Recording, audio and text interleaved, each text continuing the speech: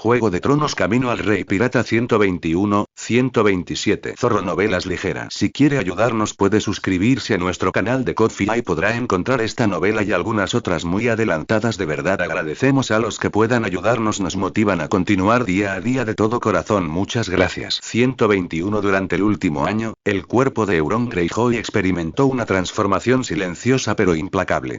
Su fuerza aumentó en 2 puntos, alcanzando 12. Su musculatura se definió con mayor precisión y podía sentir una potencia explosiva sin precedentes al blandir su arma. Su agilidad mejoró en 1 punto, llegando a 15, lo que hizo que sus movimientos y esquivas fueran fantasmales e impredecibles. Su resistencia aumentó en 2 puntos, permitiéndole soportar períodos más prolongados de entrenamiento y combate de alta intensidad, superando con creces la resistencia de la gente común. El sistema de puntos de One Piece otorga puntos por derrotar a oponentes en combate real, pero las derrotas repetidas del mismo objetivo reducen drásticamente los puntos obtenidos, hasta volverse insignificantes. Además, solo se puede obtener un máximo de 1 punto de recompensa de la misma persona cada 30 días. Por lo tanto, durante los últimos 4 meses, Euron buscó activamente innumerables desafíos. Desde los campos de entrenamiento de Ciudad Pique hasta las arenas de gladiadores de las islas circundantes, buscaba constantemente nuevos oponentes lo suficientemente formidables, acumulando esos fríos números con su espada y sudor. Cada victoria efectiva le proporcionaba un pequeño flujo de energía. El proceso era lento y arduo. No fue hasta finales del 4º mes que finalmente sintió cómo la escala invisible en su mente, que simbolizaba puntos, ascendía penosamente hasta los 1000. Esta acumulación era suficiente para desbloquear el siguiente don de las profundidades marinas.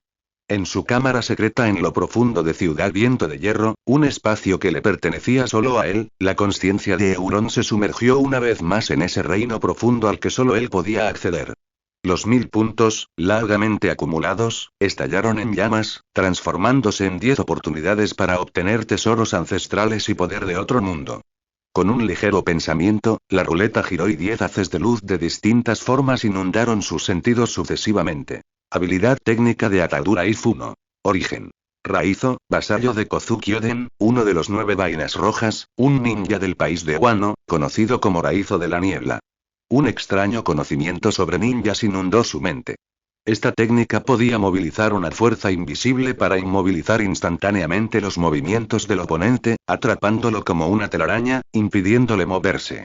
Euron percibió claramente que la efectividad y la probabilidad de éxito de la atadura dependían en gran medida de la diferencia absoluta de fuerza entre él y el objetivo. Atributo mental: sandalias de paja de Luffy. Un par de sandalias de paja aparentemente comunes, incluso algo gastadas, aparecieron, irradiando un aura tenaz. Aunque pertenecían a Luffy, unas sandalias gastadas siguen siendo sandalias gastadas. No se convierten en oro ni pueden elevar a nadie por los aires. Árbol del tesoro de Adam. Un pequeño trozo de madera, aparentemente insignificante, pero con una resistencia y vitalidad increíbles, flotaba entre las sombras. Este es el legendario material para la quilla de los barcos más extraordinarios, un tesoro codiciado por todos los constructores navales. Excelente. La próxima vez que construya un barco del tesoro aún mayor, será uno de los materiales para la quilla. Objeto: naranjo de Nami. Apareció la imagen de un frondoso naranjo joven con algunos frutos verdes, desprendiendo un refrescante aroma cítrico, capaz de disipar la melancolía en alta mar. Colocar una planta verde en un barco sería algo muy original. Habilidad: 6 estilos de la marina, afeitar. Ifuno. Origen: marina. Un profundo conocimiento de la velocidad extrema está grabado en sus instintos. Requiere golpear el suelo docenas de veces en 0,36 segundos, utilizando la fuerza de reacción explosiva para lograr un movimiento de alta velocidad casi instantáneo. Sin embargo, con sus capacidades físicas actuales, cada uso consume una enorme cantidad de resistencia, 10 puntos, y apenas puede activarlo una vez al día. Objeto: Biblia. Un libro antiguo y pesado, de tapa negra, cae al suelo, emanando un aura tranquila y solemne. Proviene de Bartolomeu Kuma, el tirano que una vez fue el rey de Sorbet. El conocimiento es poder, aunque no sea un arma en sí mismo. Arma: espada famosa, Sakura Ten. Origen: Golden Lion, almirante de los piratas del León Dorado y el primer prisionero en escapar de Impel Down, antiguo miembro de los piratas de Rocks. El fantasma de una espada veloz, de diseño elegante y afilado, cuya hoja parece contener la conmovedora belleza de los pétalos de cerezo al caer, aparece silenciosamente, su aura penetrante atraviesa la ceja. Arma, espada famosa, madera marchita. Origen. Golden Lion, almirante de los piratas del León Dorado, el primer prisionero en escapar de Impel Down y antiguo miembro de los piratas de Rocks. Se combina con el Jutsu Sakura, pero emerge una espada más antigua y sombría, con una resonancia invisible entre ambas. Habilidad, cuerpo de hierro de los 6 poderes de la marina. Ifuno. Origen. Marina. Una técnica completamente diferente integrada en la memoria corporal, mediante un rápido flujo sanguíneo y tensión muscular, que otorga instantáneamente al cuerpo la dureza del acero, suficiente para desviar espadas comunes. Sin embargo, el precio es que el cuerpo no puede moverse libremente durante la activación. Objeto, un abrigo de plumas rosa flamenco. Aparece un abrigo de plumas rosa brillante e increíblemente llamativo, de estilo extravagante y deslumbrante, acompañado aparentemente por un dramático efecto de sonido de entrada. ¿Quién usaría semejante abrigo? Tras 10 extracciones, las habilidades, armas, materiales y objetos raros abundan. La conciencia de Euron repasó estas adquisiciones útiles, inútiles, poderosas y extrañas, todas acomodándose en su inventario, a la espera del momento en que las necesitara. Las 3 habilidades eran sumamente prácticas. 2 eran 6 estilos navales. Afeitado y cuerpo de hierro, ambas habilidades extremadamente útiles. Una similar a la teletransportación y la otra que aumentaba la resistencia física. La habilidad técnica de vinculación Ifuno era más parecida a la magia. Euron había visto a la vinculadora de sombras Evelyn usar un hechizo similar. En lo profundo de la armería de Ciudad Pique, la luz de las velas iluminaba 2 pares de armas muy diferentes. La mirada de Euron Greyjoy se movió entre la recién adquirida Sakura Ten y la espada de madera, y sus favoritas de siempre, la Shinigami y la Kinkpiro. Estas 2 últimas espadas habían sido sus fieles compañeras. La Shinigami era ligera e impredecible, imbuida de los extraños ritmos del mundo musical de esqueletos de Nosebro Oke. La Kinkpiro era elegante y veloz, con la precisión y el esplendor del vicealmirante Momousagi Gion. Su característica común era su extrema ligereza, perfecta para sentar las bases y entrenar habilidades durante la infancia. Sin embargo, Euron ahora tiene 11 años. Gracias a un entrenamiento riguroso y al despertar de su linaje, su fuerza supera con creces la de los guerreros adultos comunes. Las 2 espadas demasiado ligeras que una vez empuñó han ido perdiendo precisión en sus manos, dificultándole desatar por completo su creciente poder. Sus 2 nuevas espadas Okura y Moku, procedentes del legendario pirata Shiki el León Dorado, poseen un equilibrio perfecto en peso, distribución del mismo y tacto, como si hubieran sido hechas a medida para su actual complexión y fuerza. Empuñarlas le permite sentir el flujo incontrolable del poder. Además, un defecto oculto también influyó en su decisión de cambiar. La espada aniquiladora de almas tiene una aversión natural a la energía del alma. Su forma de vida elemental de fuego, Apolo, creada mediante el poder del fruto del alma, es esencialmente una fuerza del alma altamente condensada. Esto impide que Apolo imbuya la espada aniquiladora de almas con sus propias llamas, como lo haría con otras armas, limitando sin duda el poder que podría desatarse al combinarlas en combate.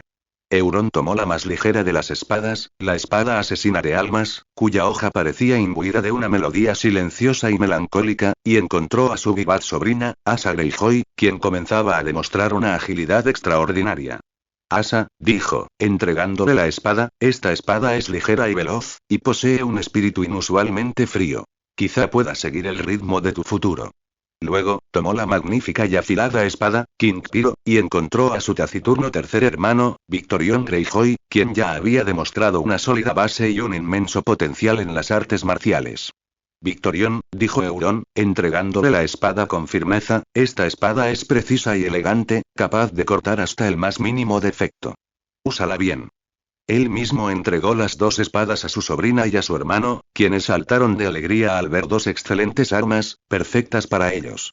Al día siguiente, Euron, junto con Lysa y Dagmore, se unió a una caravana que transportaba vino a Ardenal, dejando las Islas del Hierro rumbo a Rocadragón. La enorme caravana descargó todas sus mercancías en los bulliciosos muelles de Ciudad Costera. Barriles y cajas de los barcos largos fueron cuidadosamente transferidos a los carros y animales de carga que esperaban. El repiqueteo de los aros metálicos contra el pavimento de piedra, los gritos de los conductores y el clamor del puerto se mezclaron, marcando el inicio oficial del viaje por tierra. La caravana partió entonces, rumbo al sur por el camino real, pasando por las ruinas desgastadas de Ciudad Páramo, atravesando la encantadora pero tranquila ciudad de Mercado de la Belleza, y finalmente llegando a la ciudad de Arroway, donde solían descansar. Tras pasar la noche en la ciudad, Euron se separaba de la caravana. Esta continuaba río arriba hacia Arenal. Euron seguía entonces hasta Ciudad Primavera, y luego a Ciudad Crepúsculo, desde donde tomaba un barco hacia la isla. El plan era bueno, pero los imprevistos siempre son inevitables. Mientras la gran caravana salía del Mercado de la Belleza y recorría el sinuoso camino real a través de las colinas hacia la ciudad de Arlowe, el peligro acechaba desde hacía tiempo tras los densos bosques y las rocas escarpadas a ambos lados del camino. El ataque estalló sin previo aviso. Proyectiles mortales caían como una granizada de muerte. Las piedras silbaban al caer, los guijarros lanzados por las ondas emitían un sonido penetrante al volar por el aire, toscas hachas de hierro giraban en el aire y flechas y lanzas cortas apuntaban directamente a las vidas. El ataque fue abrumador, envolviendo la caravana al instante. En el caos, Euron reaccionó con la velocidad del rayo. Atrajo a Lysa hacia sí, usando su cuerpo como primer escudo. Mientras tanto, desplegó todo su talento para el dibujo en papel, casi sobrenatural, hasta alcanzar su máximo potencial. Su cuerpo pareció perder peso, transformándose en una hoja mecida por el viento. Con una intuición asombrosa, casi precognitiva, realizó pequeñas y precisas esquivas en el último instante. Una roca rozó su capa y se hundió en el barro, mientras que un hacha arrojadiza se incrustó en la barandilla de madera del carruaje que acababan de ver. Protegiendo a Lysa, realizó una rodada baja, rápida y fluida, utilizando con astucia las enormes ruedas de un carro cargado de carne curada y tubérculos como improvisada cobertura. La pesada carrocería del carro bloqueó la mayoría de los ataques directos, dejando solo el incesante repiqueteo de flechas y jabalinas que atravesaban las tablas de madera, y los sordos golpes de las piedras contra la carga. El olor salado y penetrante de la carne curada y el aroma terroso de las verduras se mezclaban con el polvo en suspensión, llenando el aire a su alrededor. Un grito de guerra salvaje rasgó el cielo, y casi un centenar de figuras, como emergiendo de la tierra, saltaron de detrás de los arbustos y las rocas de la ladera, cargando contra el convoy que se extendía abajo. Los atacantes, como pesadillas nacidas de las sombras de las montañas, exhibían las escalofriantes características de sus respectivas tribus. La mayoría eran robustos, con cabello espeso, ataviados con pieles ásperas y una armadura de cuero duro, oxidada o incluso simplemente remendada. Sus armas eran una colección heterogénea. Hachas melladas, garrotes de madera atados con piedras, viejas hoces afiladas e incluso lanzas de madera puntiagudas. Los guerreros de la tribu Oreja Negra eran los más aterradores. Muchos de ellos llevaban trofeos arrugados y ennegrecidos, colgados de cuerdas de cuero alrededor de sus gruesos cuellos, orejas cercenadas de las cabezas de sus enemigos, que se balanceaban con su carga, símbolos de sus bárbaras hazañas militares.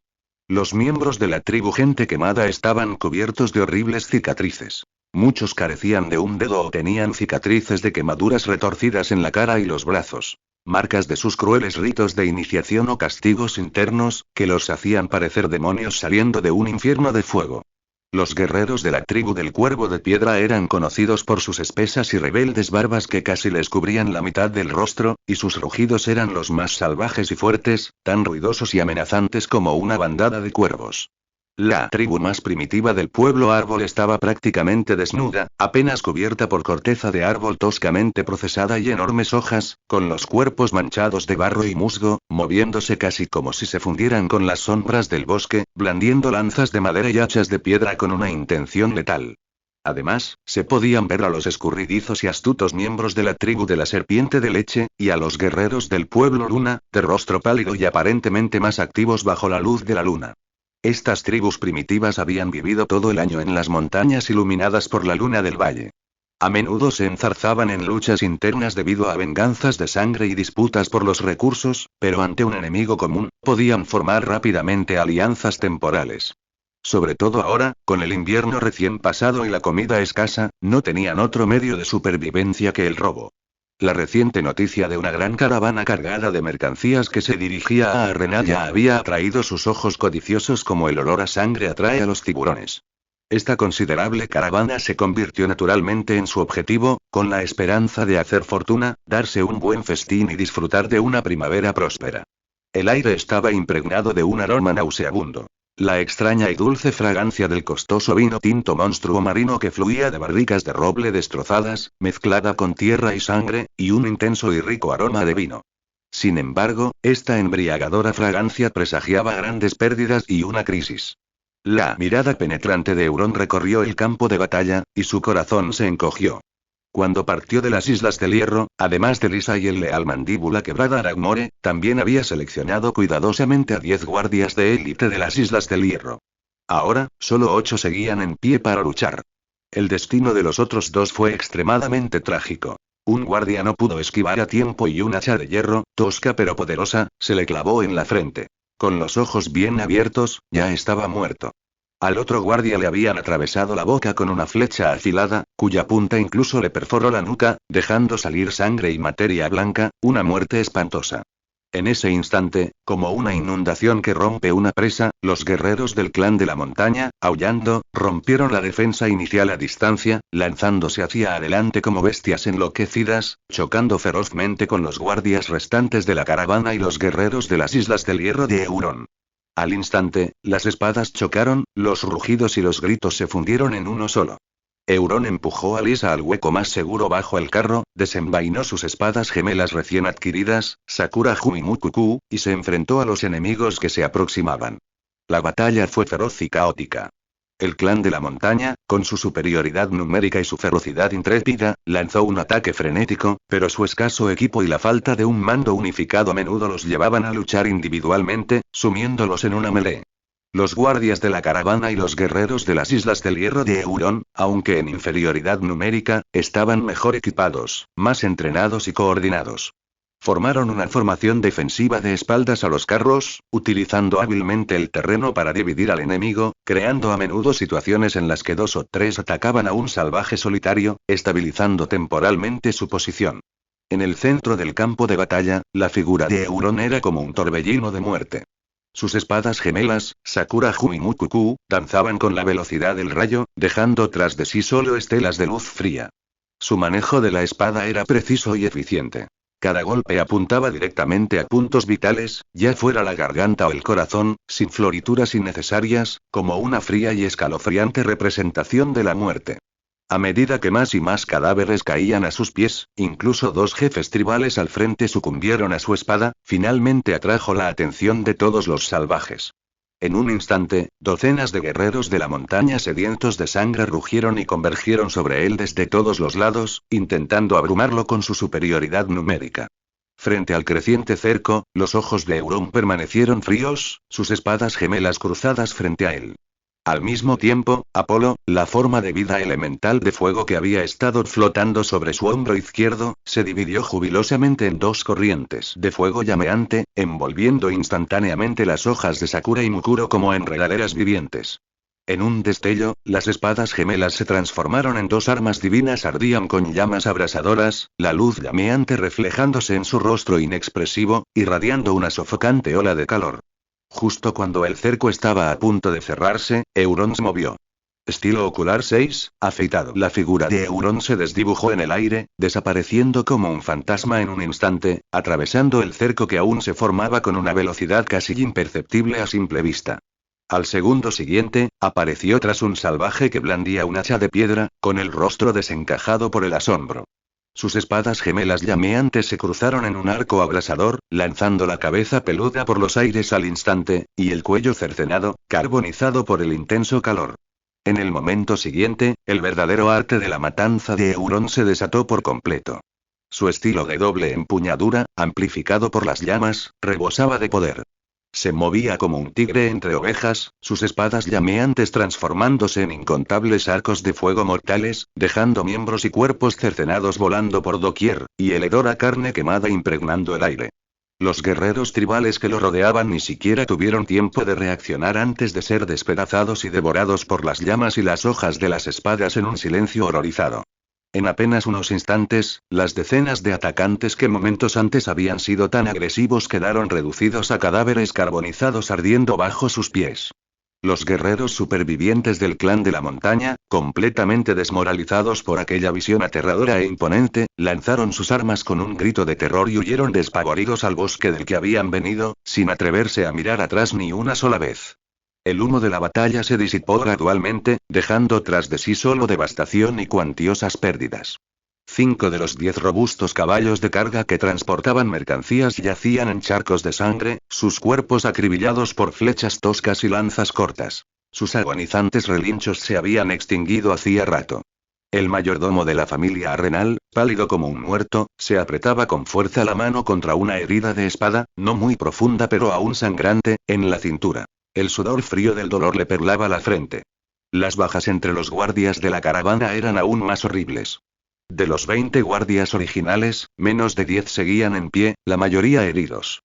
El suelo yacía sembrado de forma desordenada, con los cadáveres de sus compañeros y los cuerpos mutilados abandonados por los clanes de la montaña. El intenso hedor a sangre casi ahogaba el costoso aroma del vino, que aún fluía. El mayordomo, soportando un dolor insoportable, escrutó la escena de la carnicería. Sabía que, con la cantidad de hombres y su estado actual, no había ninguna posibilidad de llegar a Arenal a salvo, ni siquiera de hacer frente a los ataques esporádicos. Jadeando, ordenó con la voz más clara posible a un guardia menos gravemente herido pero aparentemente tranquilo. Rápido. Monta el caballo más veloz, no te detengas, regresa a Arenal a toda velocidad. Cuéntale al conde todo lo que ha sucedido aquí, pide refuerzos de inmediato. También necesitamos al menos 3 caballos de carga. Ve ahora. El guardia asintió con énfasis y, sin dudarlo, cargó hacia un caballo asustado pero ileso, lo montó, hizo restallar el látigo y galopó por el camino por el que habían venido hacia Arenal, depositando sus esperanzas de supervivencia en esa súplica de ayuda. Al ver al guardia que se alejaba implorando ayuda desaparecer en la distancia, y contemplar ante sí a la fuerza maltrecha y casi incapacitada, los ojos de Euron brillaron con una expresión de sopesar las opciones. Todavía estaban lejos de Arenal, y nadie podía garantizar que los clanes montañeses dispersos no regresaran, ni que otros bandidos no aprovecharan el caos. Euron tomó una decisión firme, volviéndose hacia los 6 guerreros de las Islas del Hierro que tenía al lado, liderados por Dagmer. Estos hombres fornidos, aún manchados con sangre enemiga, con la mirada feroz pero leal, acababan de recuperarse de la lucha. Euron no dijo mucho, pero sus órdenes fueron claras e inequívocas. Esos salvajes, rematen a los heridos graves y aten a los que aún respiran con dificultad. Tras contar a los hombres, Dagmer informó a su comandante. Quedan 5 supervivientes, 3 con las piernas rotas y 2 con los brazos amputados. Mientras estén vivos, es suficiente. Detengan las hemorragias y los entregaremos a los Arenal como un regalo. Siempre podemos sacarles algo útil. La voz de Euron no dejaba lugar a dudas. Contad a nuestros hombres y vendad sus heridas. Enviad a 2 hombres a los puntos elevados del frente y los flancos para vigilar. Avisad inmediatamente al menor movimiento. El resto, rodead los carros útiles, formando una formación improvisada, y trasladad a los heridos al centro. Estos guerreros de las Islas del Hierro entraron en acción de inmediato, sin quejarse. Ayudaron, con mano dura pero con eficacia, a los supervivientes de la caravana a juntar los carros dispersos, formando una barrera improvisada. 2 hombres, ágiles como cabras, treparon rápidamente a un punto elevado cercano, escudriñando con la mirada los bosques y colinas circundantes. Otros sacaron tiras de tela limpias que llevaban para aplicar presión a los guardias más gravemente heridos y detener la hemorragia. Euron permanecía inmóvil, con sus espadas gemelas envainadas, pero su mirada vigilante recorría el entorno como la de un halcón, la llama llamada Apolo ardiendo silenciosamente en su hombro, irradiando una presión inexpugnable. Su sola presencia era un poderoso elemento disuasorio, que daba al grupo, conmocionado, una momentánea sensación de dirección. Mantendrían sus posiciones, esperando el rescate y el apoyo de Arenal. Su razón para permanecer allí, además del temor a nuevas emboscadas, era principalmente reemplazar a los animales de carga muertos que tiraban de los carros. El mayordomo de la familia yacía sobre una manta improvisada, con el rostro pálido como la muerte, el cuello empapado de sudor frío y cada respiración acompañada de un gemido de dolor. Sangre rojo oscuro seguía brotando de la herida en su cintura. Lisa se arrodilló a su lado, con el rostro reflejando un perfecto equilibrio entre preocupación y concentración, limpiando cuidadosamente la herida, aplicando medicina herbal y vendándola. Sus movimientos eran suaves y precisos, como si los hubiera ensayado innumerables veces. En un instante fugaz, cuando nadie la observaba, con la punta de los dedos sacó discretamente un polvo fino, casi incoloro, de su manga, mezclándolo hábilmente con el polvo hemostático que iba a aplicar. Un refuerzo extra cuidadosamente preparado. Poco después de terminar el vendaje, los gemidos de dolor del mayordomo no disminuyeron. Al contrario, se volvieron de repente rápidos y agudos. Todo su cuerpo se convulsionó violentamente, sus ojos desorbitados por la incredulidad, mirando fijamente a la preocupada Lisa. Un extraño sonido ronco brotó de su garganta, y luego se quedó paralizado, completamente muerto, como si la herida de espada hubiera desencadenado una enfermedad mortal. Esta repentina muerte por herida dejó atónitos y presas del pánico a los demás miembros de la caravana. En medio del caos, el líder de la caravana que había transmitido el mensaje a Euron en secreto dio un paso al frente. Su rostro, marcado por el dolor y la determinación, asumió rápidamente el mando, calmando a la multitud y gestionando las consecuencias con una compostura y competencia admirables. Este nuevo líder, Irwin Nieve, un bastardo del norte, era un peón que Euron había colocado hacía tiempo. El éxito de Irwin Nieve al reemplazar al confidente de Arrenal no solo estabilizó la situación, sino que también significó que la influencia de Euron podría penetrar aún más profundamente en las entrañas de la casa Riverán. Se quedó junto al cadáver del mayordomo, su mirada se cruzó fugazmente con la de Euron, sin que nadie dijera nada. Inicialmente, esto no formaba parte del plan. El plan de Euron, aunque elaborado, no había previsto el ataque a gran escala del clan de la montaña en ese lugar, ni que el mayordomo de Arrenal resultara herido de muerte. Fue una mera coincidencia. Sin embargo, cuando la oportunidad aparece de repente como un destello en la oscuridad, un jugador experimentado no la desaprovecha. El ataque brutal del clan de la alta montaña sembró el caos y las bajas, y la herida sangrante del mayordomo ofrecía una oportunidad de oro. En el tablero del destino, puesto que esta pieza inesperada se había movido a una posición vulnerable, aprovecharla era la opción más serena y racional. Así, lo que en un principio fue solo el viaje de Euron a Rocadragón y el de su caravana a Arrenal, un encuentro fortuito en el camino, se transformó instantáneamente en un plan de doble agente acelerado debido a esta sangrienta reunión. El caos se convirtió en la mejor excusa para la conspiración. Las bajas proporcionaron la explicación más razonable para el cambio de poder. El sol poniente, como un trozo de cera arrugada, esparció sus últimos rayos dorados y rojizos sobre el páramo. El polvo que se levantaba en el horizonte lejano era la caballería de Arrenal. 40 o 50 caballos de guerra castaños pisoteaban la hierba, el sonido de los cascos azotando el viento, muy parecido al de las mareas del mar de China meridional en su tierra. Lord Walter Owen tenía 4 hijos y una hija. Al frente del grupo iba su segundo hijo, Leopold Owen. Sir Leopold Owen desmontó, sus botas crujiendo sobre una flecha ensangrentada.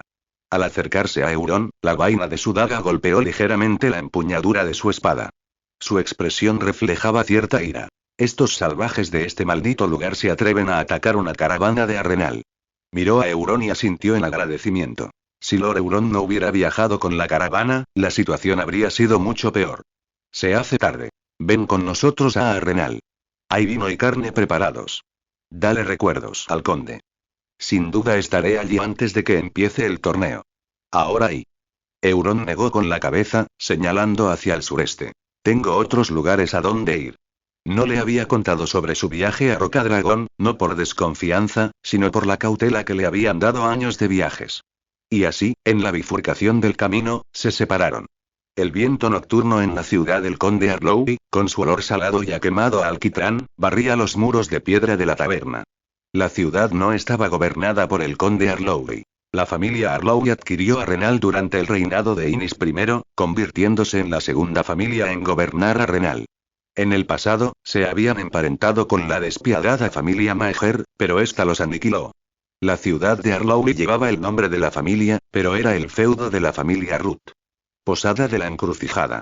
Cuando Euron empujó la crujiente puerta de roble, una oleada de calor, mezclada con el aroma de la cerveza y la carne asada, inundó el lugar. Era una vieja taberna construida con roca volcánica, con cartuchos de sílex de generaciones de borrachos incrustados en las grietas de las paredes y banderas descoloridas colgando boca abajo de las vigas de madera del techo. Más de 20 mesas bajas estaban apiñadas, y los nudillos ásperos de los comensales golpeaban las superficies, marcando el ritmo del canto del cantante. Las llamas queman el yunque, el fuego de dragón lame el mástil. Una voz masculina ronca estalló de repente. Euron miró hacia donde provenía el sonido y vio a un hombre tuerto sentado en un barril de roble en un rincón, con su delantal de cuero desgastado y chamuscado, y su mano izquierda, a la que le faltaba un dedo, aferrada a un cáliz de madera. Su canto era como una hoja de acero templado, cada sílaba imbuida de la aspereza propia de las Islas del Hierro.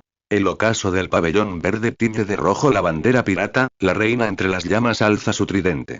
La taberna quedó en silencio. Todas las miradas se clavaron en el cantante tuerto. Euron se fijó en el descolorido emblema del monstruo marino bordado en la bolsa a sus pies. El antiguo emblema del ejército de su padre, el rey Corón, de su expedición. Sigue cantando. Un espadachín borracho golpeó la mesa con el puño, salpicando cerveza sobre el suelo enlodado. El cantante, con un solo ojo, recorrió la multitud, y su mirada se fijó de repente en Euron. Sonrió, dejando ver el diente que le faltaba, y su voz se elevó de golpe. Ahora solo los gobernantes del Mar del Norte, los reyes de las profundidades, cuentan sus historias con licor fuerte y miedo. Las llamas consumen los viejos ídolos, los hombres del hierro claman el nombre del nuevo rey. Ahora solo Greyjoy. Solo las Islas del Hierro. Los eternos vencedores, reyes de las olas. La última sílaba resonó contra la tosca pared de piedra de la taberna, creando un eco vibrante. En un instante, toda la taberna estalló en vítores atronadores y el estruendo ensordecedor de las mesas. Los guardias hombres del hierro de Euron estaban aún más eufóricos, riendo y gritando con furia.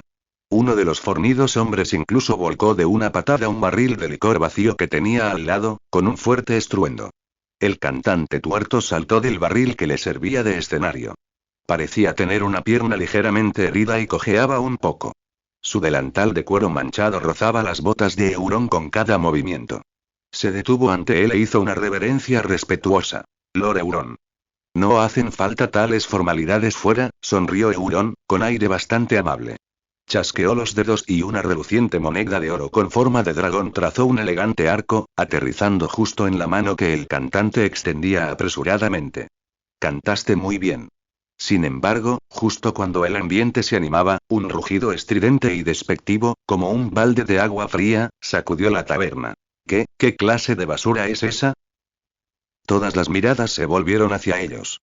Varios hombres bien vestidos, pero de aspecto arrogante, los observaban con desdén. Sus escudos y cuellos ostentaban el conocido blasón de las dos torres. El de la familia Frey. Había notado claramente el exquisito emblema dorado de la Craite en la solapa de Euron y buscaban pelea deliberadamente. Uno de los caballeros Frey al mando se burló, con voz lo suficientemente alta para que todos lo oyeran. Simples hombres del hierro, ¿te crees especial solo por robar un poco de oro? Intentando imitar a Lord Lannister, ostentando tu riqueza y manteniendo cantores. ¿Cuervos marinos, acaso se lo merecen? Clan. Antes de que terminara de hablar, los guerreros de Euron, ya enfurecidos, desenvainaron sus espadas al instante, el frío brillo reflejándose en sus rostros furiosos. La docena de guerreros Frey del otro bando se mostraron igualmente inflexibles, desenvainando también sus espadas. La atmósfera en la taberna se tensó de inmediato, y un sangriento conflicto parecía inminente. Sin embargo, Euron, en el centro de la tormenta, se limitó a negar levemente con la cabeza, casi imperceptiblemente. Alzó la mano, indicando a sus hombres que envainaran sus armas, sin siquiera posar la mirada en los Frey. No hacía falta que estuvieran aquí, dijo Euron con calma, con voz baja pero penetrante y gélida. No se rebajen a su nivel. Sin embargo, la compostura y la concesión de Euron fueron interpretadas por los Frey como la mejor prueba de cobardía y debilidad. HMPH, ustedes, los cuervos de hierro, sí que saben lo que les conviene. Exclamó el caballero Frey al frente, envaneciéndose aún más con aire de suficiencia y guardando su espada con un golpe seco, como si hubiera obtenido una gran victoria. Alzó la voz deliberadamente, asegurándose de que toda la taberna oyera su burla. Vuelvan al mar con el rabo entre las piernas. Ahí es donde pertenecen. No son dignos de entrometerse en asuntos terrestres. Sus compañeros también estallaron en carcajadas, intercalando insultos vulgares como los monstruos marinos solo merecen comer pescado podrido y pobres de Ciudad Pique, entre otras frases ofensivas. Volvieron a sentarse, pidiendo bebidas a gritos, como si acabaran de ahuyentar un enjambre de moscas molestas. El ambiente se volvió ruidoso de nuevo, pero impregnado de una inquietante arrogancia de vencedor. Un joven guardia de las Islas del Hierro no pudo evitar escupir un buche, rechinando los dientes. Mi señor. ¿Vamos a dejar que esos bastardos de Ciudad Gemela nos insulten así? Ni siquiera son dignos de lustrarnos las botas. Otro anciano de las Islas del Hierro, con el rostro adusto, murmuró: la familia Frey se están volviendo cada vez más arrogantes por culpa del cruce del río y la alianza matrimonial. Pero han olvidado que, por muy ancho que sea un río, no puede ser más ancho que el mar. Euron nos miró con frialdad y dijo: no vale la pena pelear con lobos bravucones en medio de la ciudad. Eso solo os ensuciaría las manos y daría a los transeúntes algo que mirar. La arrogancia de la familia Frey no disminuyó por la presencia de Euron. En lugar de retroceder, se volvieron aún más descarados. 3 miembros de la familia Frey, claramente ebrios y envalentonados por la lujuria, se pusieron en pie tambaleándose y bloquearon el paso de Euron. Sus ojos se clavaron en Lysa con avidez y rudeza, rebosantes de lujuria. El líder, vestido con armadura de cuero de caballería y con una sonrisa lasciva, incluso extendió su mano sucia para tocar el rostro de Lysa, mientras le lanzaba a Euron, apestando a alcohol. Oye, mocoso sangre de hierro, esta chica que tienes al lado está bastante bien. ¿Cuántas estrellas de cobre harían falta para que pasara la noche con nosotros? Los Frey tenemos de sobra, dinero. Sus vulgaridades cesaron de golpe. Porque al instante siguiente, Euron se movió. No hubo advertencia, ni reproche, ni siquiera un atisbo de expresión. Simplemente desenvainó su famosa espada, Sakura JK, de la cintura con una velocidad asombrosa. Un destello de luz fría, acompañado de un golpe sordo y nauseabundo, resonó cuando una hoja atravesó cuero y carne. La larga y afilada hoja había perforado con precisión la garganta del jinete Frey. Los ojos del jinete se desorbitaron, llenos de horror e incredulidad. Intentó gritar, pero solo un gorgoteo escapó de su garganta perforada mientras la sangre brotaba a borbotones, salpicando el rostro de su compañero. Los otros 2 hombres Frey quedaron atónitos. Su embriaguez se desvaneció de golpe ante el repentino derramamiento de sangre. Instintivamente, buscaron sus espadas. Pero Euron no les dio oportunidad. En el instante en que sus dedos tocaron las empuñaduras, la otra mano de Euron ya había desenvainado la espada de madera. Las 2 espadas brillaron como alas de muerte, trazando 2 mortíferas estelas de luz. Una cabeza, paralizada por la conmoción, salió volando por los aires. Otra fue partida en diagonal hacia abajo, casi en 2. En un abrir y cerrar de ojos, 3 Frey yacían muertos. Es mi mujer. Ni siquiera sois dignos de mirarla. Euron sacudió la sangre caliente de su espada con un gesto tan ligero como quitar una mota de polvo. Ni siquiera miró los cadáveres en el suelo, sino que habló con calma y claridad a los hombres del hierro que estaban detrás de él, quienes ya no podían contener su sed de sangre. Matadlos a todos. No dejéis a nadie con vida. Esta orden fue como una chispa que enciende un polvorín. Los guerreros hombres del hierro, que habían estado reprimiendo su furia, explotaron al instante. Como tigres liberados de sus jaulas, rugieron y se abalanzaron sobre los miembros de la familia Frey que aún no se habían recuperado del shock. El sonido de espadas chocando, gritos y muebles rompiéndose llenó la taberna. Una sangrienta masacre había comenzado de repente.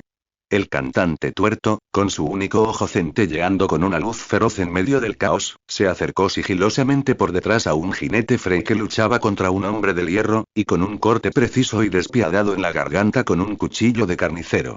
Sus movimientos eran precisos y hábiles, a diferencia de los de un cantante con piernas podridas. Momentos después, la taberna volvió a quedar en silencio, salvo por el fuerte y nauseabundo hedor a sangre. Todos los Frey eran ahora cadáveres fríos tendidos en el suelo. El guerrero de las Islas del Hierro, cubierto de sangre, giró la cabeza de repente, recorriendo con la mirada a los demás clientes acurrucados en un rincón de la taberna, temblando de miedo. Sus ojos finalmente se posaron en Euron. No habló, pero la espada ensangrentada que empuñaba con fuerza y la clara intención asesina en sus ojos transmitían una pregunta. ¿Debía matar a todos esos testigos para silenciarlos? La mirada de Euron recorrió con calma los rostros aterrorizados, y negó lentamente con la cabeza. Su voz no era fuerte, pero denotaba una indiferencia condescendiente, como si acabara de aplastar no a un grupo de Frey, sino a un nido de ratas ruidosas. No hace falta. Dijo con calma. Solo son los Frey. Matarlos es matarlos. Además hizo una pausa, al principio, cuando comenzó el conflicto, algunos listillos ya se habían escabullido para informar al señor local. Ahora, acordonarlo es demasiado tarde. Solo nos hará quedar como culpables. Poco después de terminar de hablar, se oyeron pasos apresurados y el choque de armaduras fuera de la taberna. El señor local había llegado con un pequeño escuadrón de guardias. Su blasón era un caballo bicéfalo marrón sobre olas verdes. La familia Lute. Soy Lucas Lute. Sin embargo, el señor se mostró bastante discreto. Parece que vuestra disputa ha terminado. Él y sus soldados simplemente bloquearon la entrada de la taberna, sin precipitarse a exigir una explicación, sino más bien manteniendo el orden, evitando una mayor escalada y protegiendo a otros civiles. Echó un vistazo a los cadáveres de la familia Frey esparcidos por el suelo y a los hombres del hierro de pie, con las espadas desenvainadas. Frunció el ceño, pero finalmente guardó silencio, claramente reacio a verse involucrado en la disputa entre las dos grandes potencias. Se acabó. Este dragón de oro es la compensación por los daños a la taberna. Euron no se sorprendió por la reacción del señor. Sacó con calma una moneda de dragón de oro del bolsillo, la lanzó y la moneda giró con precisión en el aire, aterrizando con un tintineo sobre el mostrador frente al atónito tabernero. La lanzó de nuevo y otro dragón de oro aterrizó frente al tabernero. Necesitaré tu ayuda para enterrarlos luego, ordenó Euron, con un tono tan tranquilo como si estuviera pagando las bebidas, en lugar de contratar gente para deshacerse de una docena de cadáveres. Dicho esto, no volvió a mirar la taberna devastada y, junto a sus hombres, bajo la silenciosa mirada de la guardia del señor, abandonó con calma aquel lugar de caos que acababa de presenciar una sangrienta tormenta. Los hombres del hierro llevaron a cabo metódicamente su antigua tradición de pagar con monedas de hierro, es decir, saquear todos los objetos de valor de los enemigos caídos tras la batalla. Registraron rápidamente los cuerpos de los soldados Frey. No llevaban mucho dinero encima, pero uno de los cadáveres, al parecer el de un líder menor, contenía 2 cartas cuidadosamente selladas. Las cartas fueron presentadas a Euron. Él rasgó el encerado y echó un vistazo rápido a su contenido. La primera carta estaba dirigida a Renal, informando al conde de Fin del Río del reciente fallecimiento de Shaya Fin del Río, hija de la familia Fin del Río, quinta esposa de Walder Frey, patriarca de la familia Frey, marqués de los Gemelos y señor de Cruce del Río. La carta estaba escrita de forma bastante formal. La segunda carta iba dirigida a la familia Rosby del territorio real. Era mucho más urgente.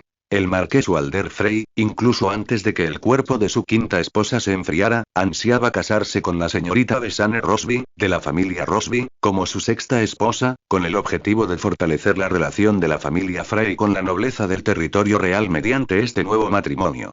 Euron miró las 2 cartas, con una mueca de desdén apenas perceptible en los labios.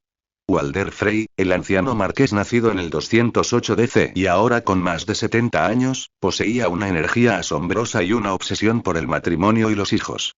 Tenía más de una docena de hijos legítimos y 4 o 5 hijas legítimas, y se desconocía el número de sus hijos ilegítimos. Su quinta esposa, Shaya Oan, acababa de ser enterrada, y la candidata a sexta esposa ya estaba de camino para negociar. Esa vieja tortuga, nunca deja su cama vacía, murmuró entre dientes un guerrero de las Islas del Hierro que había vislumbrado la carta, con un tono que mezclaba desdén y una extraña admiración por la asombrosa vitalidad del anciano. ¿Acaso la sangre de los Frey no corría con la de jabalíes, sino con la de sementales? Un pensamiento tan absurdo incluso cruzó la mente de Euron. Negó con la cabeza, como intentando ahuyentar aquella idea inapropiada. Entregó las 2 cartas al imponente mandíbula quebrada Aragmore, que estaba a su lado, con las siguientes instrucciones. Dale estas 2 cartas al conde de Eronburg, intactas. Si pregunta qué ocurrió aquí, dile la verdad. No hay nada que ocultar. Aquella noche se alojaron en una posada local. Dentro de la habitación, la luz de la lámpara de aceite proyectaba sombras en las paredes. Euron notó que Lisa estaba sentada al borde de la cama, algo aturdida, lejos de su habitual calma y agudeza. ¿Qué ocurre?, preguntó Euron con una voz inusualmente clara en la habitación silenciosa. ¿Te asustó lo que pasó esta noche? Se refería a la repentina masacre. Lisa negó con la cabeza, con la mirada perdida en un punto del aire. No. Entonces, ¿qué es? Euron se acercó un poco más, mirándola fijamente. Lisa finalmente levantó la cabeza y sus ojos, que a menudo ocultaban innumerables pensamientos, lo miraron directamente. Su voz era suave, pero inusualmente seria. Aquella noche, cuando Frey te insultó, les dijiste, es mi mujer. ¿Qué quisiste decir? Euron se sorprendió visiblemente, como si no esperara que se detuviera en ese tema. Entonces, su rostro recuperó su expresión juguetona habitual. El significado literal, por supuesto. ¿Qué más? Me enviaron contigo cuando tenía 12 años, dijo Lisa con voz tranquila, pero como si afirmara algo que llevaba tiempo preparando. Y ahora han pasado 6 años. Tengo 18, Lord Euron. En Poniente, tener 18 años podía significar ser madre de varios hijos. Respondió Euron con tono inexpresivo. Lo recuerdo perfectamente. Pero nunca me has tocado. Las palabras de Lisa fueron como una piedra arrojada a un lago en calma, directas y claras. ¿No es bueno respetarte? Euron soltó una risita, intentando suavizar la repentina franqueza con su habitual tono. Sin embargo, Lisa no se dejó intimidar tan fácilmente. Su mirada no vaciló. Al contrario, se agudizó. Pero has estado con la sacerdotisa roja Gwendolyn muchas veces. Ahí mismo, en la torre, lo sé. El aire en la habitación pareció congelarse. La llama de la lámpara de aceite parpadeó levemente. Euron la miró, con un brillo insondable reflejado en sus profundos ojos. Tras un instante de silencio, todas sus burlas y evasivas parecieron desvanecerse, reemplazadas por una determinación primitiva e innegable. Entonces, hoy. Antes de que terminara la frase, dio un paso al frente, rodeándola con el brazo y alzándola con facilidad. Lisa jadeó suavemente, rodeándole el cuello con los brazos por instinto. Al instante siguiente, la arrojó con brusquedad sobre la sencilla cama cubierta con pieles de animales. La figura de Euron se cernía sobre ella, su sombra la envolvía, y la luz de la lámpara delineaba una silueta agresiva tras él. Todas las palabras y las indagaciones se habían transformado en la acción más directa en ese momento. A la mañana siguiente, tras regresar a su alojamiento, Dagmore informó a Euron sobre su encuentro con el conde de Riverán. Mi señor, las cartas han llegado, dijo Dagmore con su voz ronca de siempre. El conde de Riverán abrió las 2 cartas delante de mí. Dijo. Gracias por informarme, Lord Greyjoy, pero lo vi claramente y... Este corpulento guerrero rara vez mostraba una expresión tan perspicaz. Su rostro se ensombreció al instante al leer las cartas, sobre todo al ver la segunda. Apretó los dedos con tanta fuerza que casi se tragó la carta en el puño, y las venas del dorso de su mano se hincharon. Aquello no era gratitud. Era furia, conteniendo a duras penas su arrebato. Dagmore continuó. El conde de Riverán me pidió que me quedara aparte. Al rato, le respondió al viejo Frey. Euron asintió.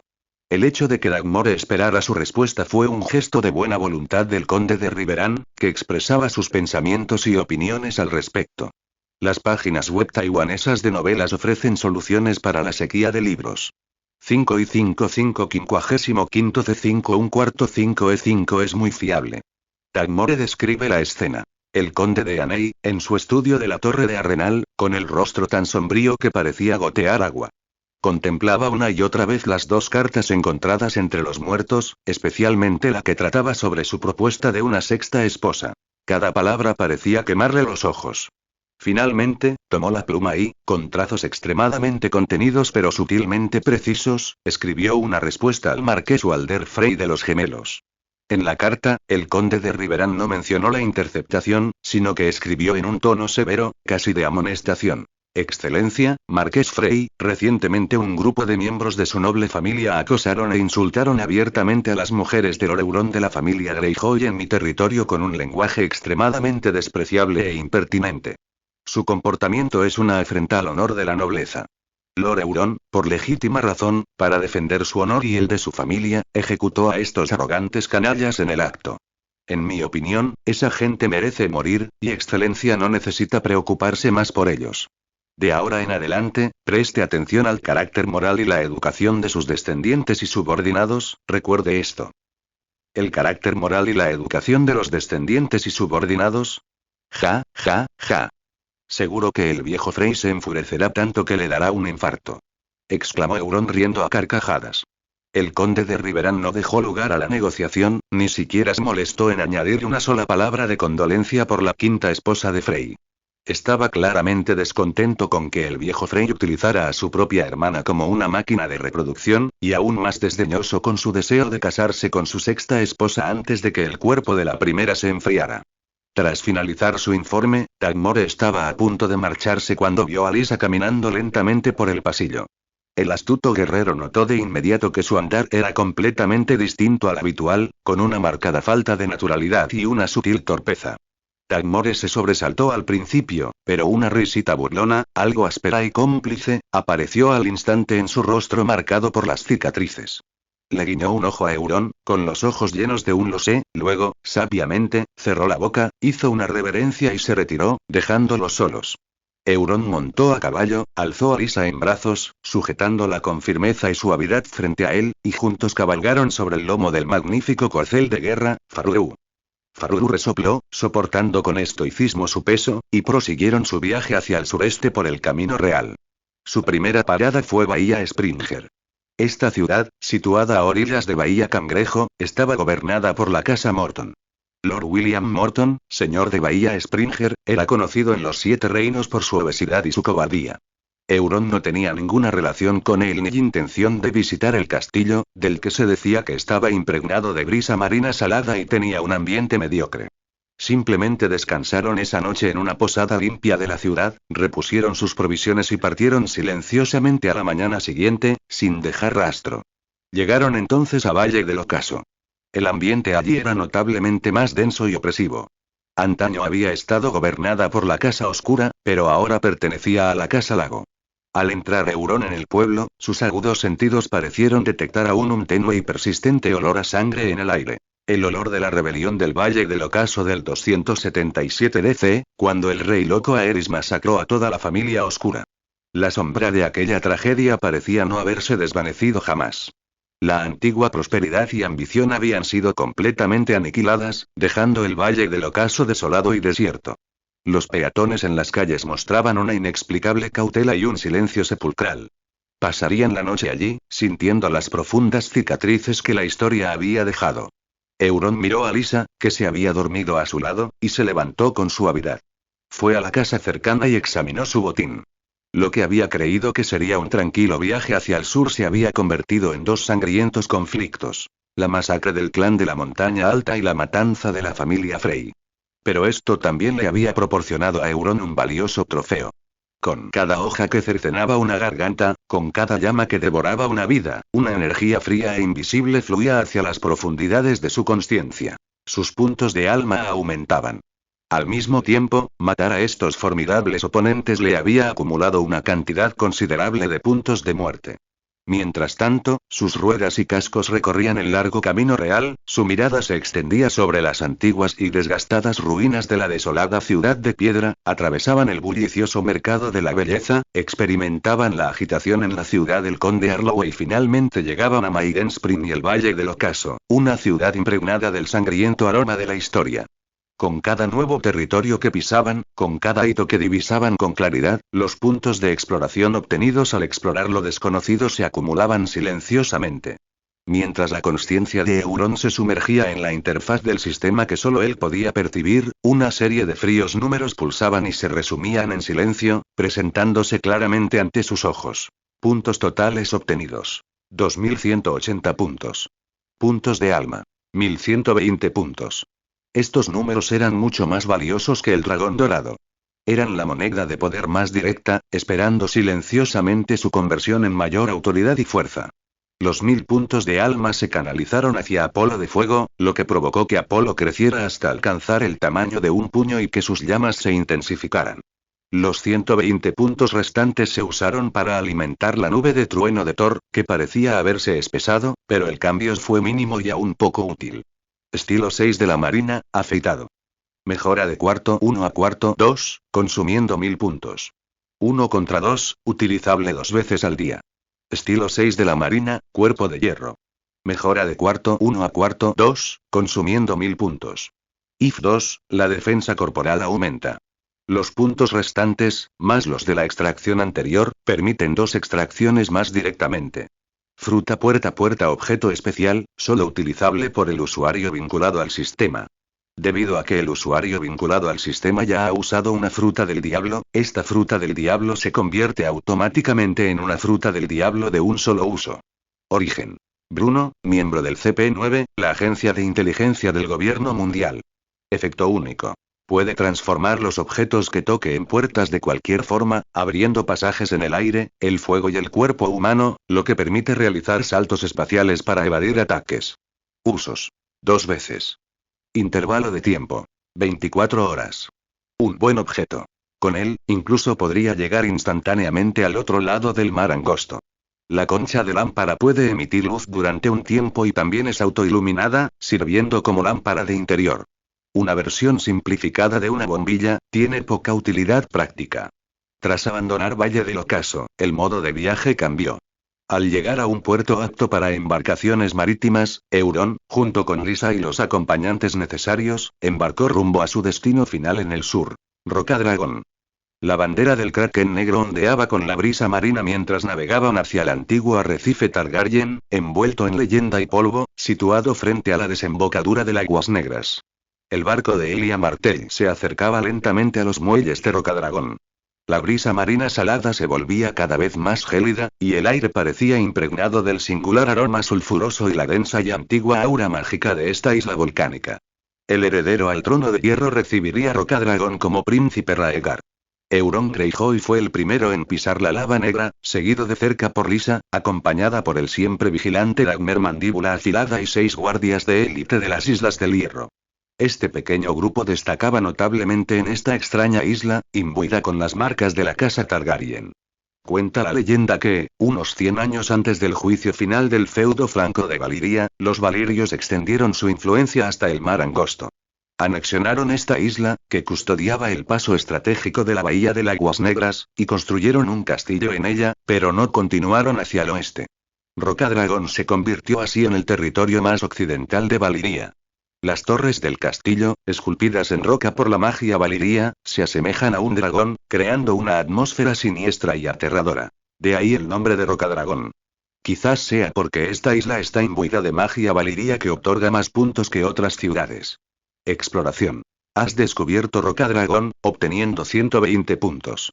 Euron entró en el frío y solemne salón principal de Rocadragón, la torre del tambor de piedra, y su mirada se dirigió de inmediato a la figura junto al trono. El príncipe Raegar Targaryen se puso de pie, su cabello rubio plateado brillaba tenuemente a la luz de las antorchas, su rostro era tan apuesto como el de un dios legendario y su porte, impecablemente elegante. Sin embargo, lo más llamativo eran sus ojos de color púrpura oscuro, que, aunque deberían haber sido penetrantes y majestuosos como los de un emperador, ahora reflejaban una profunda melancolía, como si las cenizas del salón de verano jamás se hubieran disipado de ellos. Bienvenido a Rocadragón, Euron Greyjoy, dijo Raegar con voz suave y magnética, aunque con un sutil matiz de distanciamiento. La brisa marina trae consigo el valor de las Islas del Hierro. He oído hablar de tus hazañas en Barba Negra. Sus palabras, cuidadosamente escogidas y apropiadas, resultaban acogedoras sin ser excesivamente entusiastas, y sus movimientos, elegantes y refinados. Euron asintió levemente, sosteniendo la mirada del príncipe sin inmutarse. Gracias por su hospitalidad y por permitirme venir a recibir su guía, príncipe Raegar. Aunque las Islas del Hierro y Rocadragón están separadas por vastos océanos, el mar siempre reúne almas interesantes. En cuanto a Barba Negra, fue simplemente un viaje innecesario. Su respuesta fue igualmente hábil, reconociendo el hecho pero restándole importancia. En el salón principal de Rocadragón, algo tenue pero solemne, Euron escrutó al príncipe con calma, como si contemplara una obra de arte preciosa y frágil, mientras observaba a los 3 caballeros de túnica blanca, la guardia real, que lo seguían como sombras. El más imponente de todos era Ser Arthur Dayne, la espada del amanecer, una figura legendaria. Permanecía en silencio tras el trono del príncipe, erguido como un cedro en la cima de una montaña solitaria, con la renombrada espada Amanecer a la espalda, que parecía irradiar un tenue brillo incluso desde su vaina. Sus ojos penetrantes, como los de un halcón, recorrieron con serenidad a Euron y a los hombres del hierro, con su habitual mirada escrutadora y su inaccesible majestad.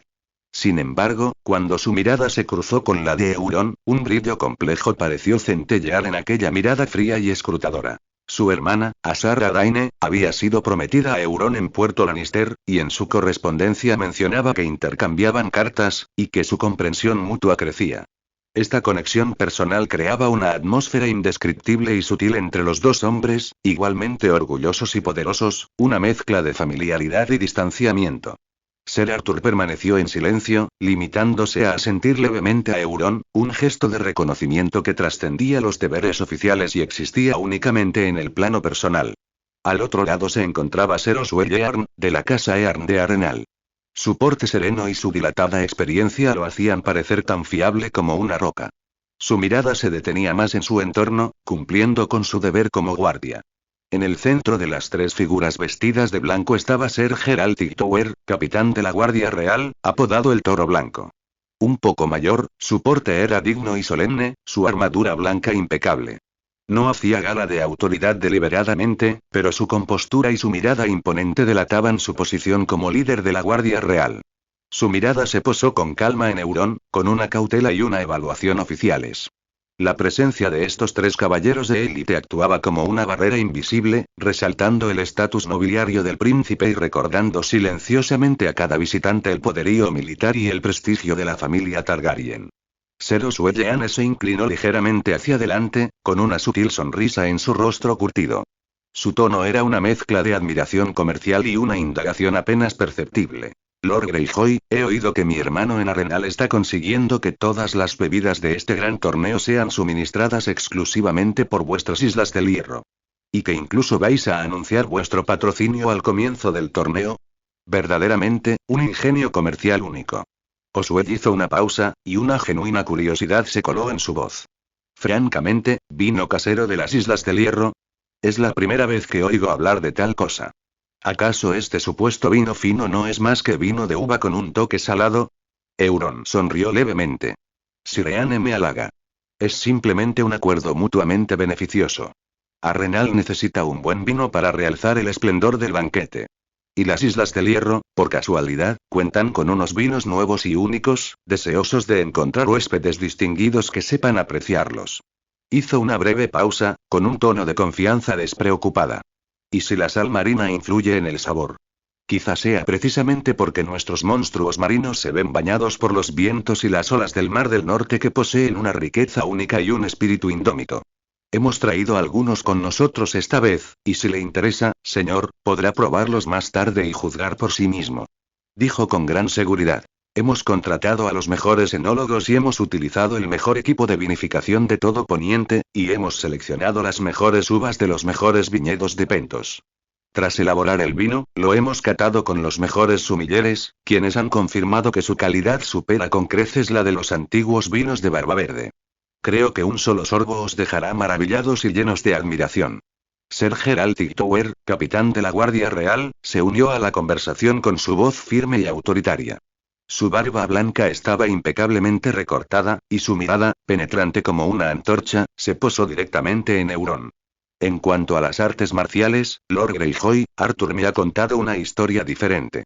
Mientras Geralt hablaba, Ser Arthur Dayne, de pie a su lado, mantenía su presencia silenciosa y digna. Arthur dice que tu manejo de la espada a dos manos es veloz como el viento, implacable, preciso y firme.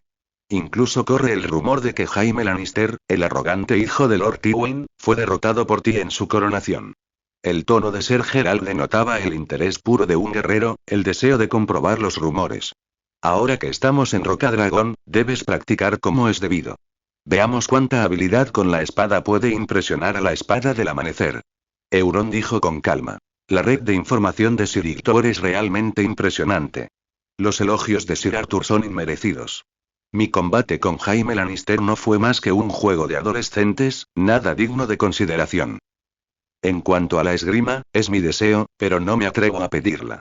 Vine a Rocadragón para recibir consejos de vosotros, los mayores, con la esperanza de obtener buenos resultados en el próximo torneo. Los ojos de Euron brillaron con espíritu combativo. Las olas de las Islas del Hierro solo me enseñaron a sobrevivir y a matar con eficacia, no a realizar elegantes maniobras en el ring. Mi esgrima puede ser tosca, pero es absolutamente práctica. Ya que el capitán está tan animado, con mucho gusto accedo, y además será una buena oportunidad para aprender un par de cosas de vosotros, verdaderos maestros de la espada. Los dos guardias de hierro, uno elocuente y el otro marcial, ofrecieron perspectivas distintas sobre su comprensión e interés en el visitante de las Islas del Hierro, presagiando que el viaje de Euron a Rocadragón no se limitaría a simples cortesías. El salón de banquetes estaba brillantemente iluminado, con la cubertería y las copas de cristal reluciendo a la luz. La mirada de Euron recorrió la multitud bulliciosa y se detuvo en la princesa Elia Martell. Su belleza era sorprendentemente diferente del brillo agudo, casi agresivo, de Cersei Lannister. La belleza de Elia era de esas que requerían una apreciación cuidadosa. Sus rasgos eran delicados y gráciles, sus ojos reflejaban la calidez del sol de Dorne y la suavidad de su arena, pero carecían de la altiva arrogancia y frialdad de Cersei. Era más bien como una frágil y preciosa pieza de porcelana de Oriente, elegante y serena, que irradiaba un brillo amable y contenido. De no ser por su belleza y temperamento, Elia Martell jamás habría sido elegida por el Rey Loco, reemplazando a Cersei Lannister, casándose con su hijo mayor y heredando el manto de Rhaegar. Sin embargo, aquella belleza parecía envuelta en una fragilidad invisible. Su rostro, casi translúcido por la palidez, dejaba entrever las tenues venas azuladas bajo su piel. Las marcas de la debilidad que aún no se había recuperado del todo tras dar a luz a su hija, Rhaenys Targaryen, la primavera anterior. En ese instante, acunaba a su hija, que aún no tenía un año. Las mejillas rosadas de la pequeña princesa contrastaban marcadamente con las de su madre. Una escena de una belleza sobrecogedora, pero a la vez tan frágil que dejaba sin aliento. La dulzura de la princesa Elia no era meramente superficial. Euron notó que agradeció en voz baja a la doncella que le ofreció vino y sonrió con comprensión a los guardias que estaban cerca. Su amabilidad fluía con naturalidad hacia todos a su alrededor como un cálido manantial. Cuando por fin su mirada se posó en Euron, no había escrutinio ni juicio en sus ojos, solo una curiosidad pura y afectuosa. Elia se inclinó ligeramente hacia adelante, con una voz tan suave como la brisa de una noche de verano. Lord Euron, mi hermano Oberyn lo mencionó en una carta. Dijo que es usted un guerrero de extraordinaria perspicacia, que navegó el mar angosto, y que sus hazañas son mucho más legendarias que las de muchos ancianos. Una sonrisa sincera iluminó su pálido rostro. Siempre ha hablado muy bien de usted. ¿Estaría dispuesto a compartir algunas de sus historias conmigo? Aunque estoy postrada en cama, mi corazón anhela escuchar relatos del mundo. El bullicio del banquete pareció crear un cálido santuario a su alrededor. Euron, con su acento grave de las Islas del Hierro, describió los paisajes del mar angosto. Los canales y los espadachines de Braavos, los mercados de especias de Pentos y las fantásticas costumbres de aquellas tierras lejanas. Elia, la princesa Ajak se recostó en su silla, un leve rubor tiñó su pálido rostro por la emoción.